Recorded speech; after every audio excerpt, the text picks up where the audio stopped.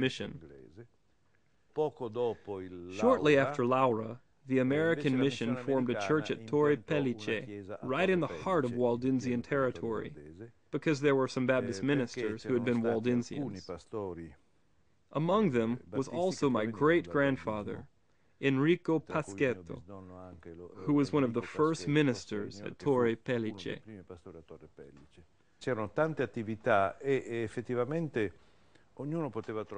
There were lots of activities, and there was enough room for everyone in the work of evangelism. In the organization of the church, in the Sunday school, in the organization of young people and women's groups, and in the little social work that was possible at that time.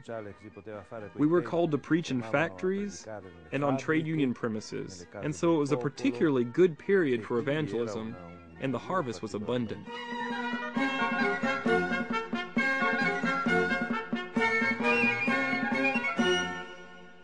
Nasceranno in questi anni due periodici fondamentali. In those years, two important periodicals were established. One of them with a rather strange title, Beliqueness, which so many years ago already discussed the balance between science and faith.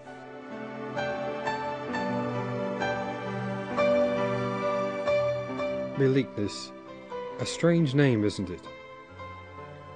It seems to us that the humble ancient lamp that once fueled the two flames which illuminated the labyrinth in the Roman catacombs is a suitable symbol for this review, which doesn't have great pretensions, but intends to fuel the two flames of both science and of faith. Più tardi, negli anni dopo il 20, later, in the years following the 1920s, it was the important magazine Coscienza that expressed the voice of the unrealized Reformation, that unaccomplished Reformation which blossomed like a liberal world at a time of reaction to fascism.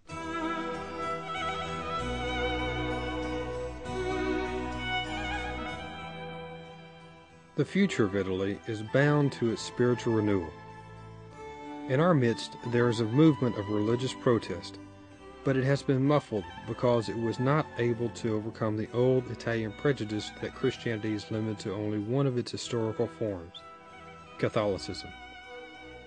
There was no Reformation in Italy as in other countries, but it had its reformers both before and after the 16th century, who can still today in a modern guise take root in the national soul, bringing spiritual renewal.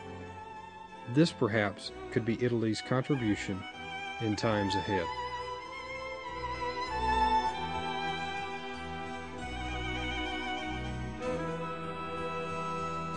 Siamo di fronte a Here we have a really Italian scene. They were at the same time evangelists, politicians, and men of culture.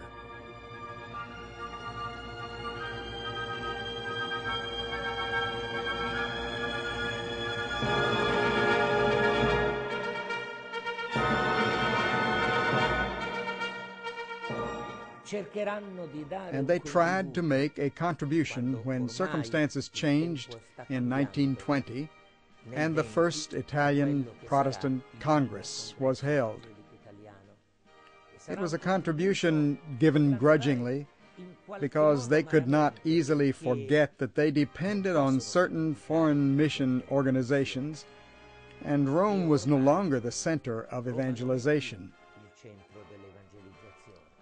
It is now London and the churches from the southern part of the United States of America that shared the zones of influence. England takes Czechoslovakia, and America, Italy. So the Union of Apostolic Churches dies, and the OEBI, the Italian Baptist Work, is born.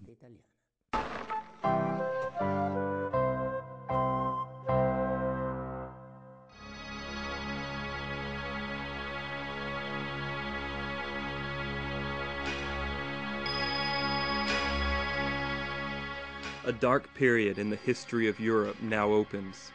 Fascism comes to power, and Protestant churches are severely discriminated against. In 1929,